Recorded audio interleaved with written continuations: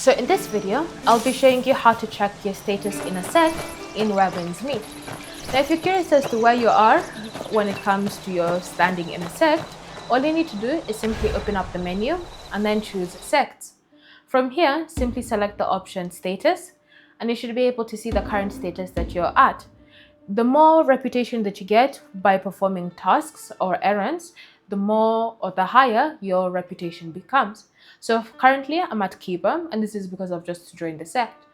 If I was to upgrade after completing certain errands, I'll switch to Physician and then continue upgrading until I reach the top section of the sect, which is Divine Healer.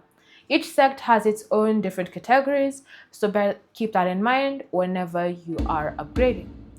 Thanks for watching. If you have any questions or comments, feel free to leave them down in the comment section below, and I'll see you in the next video.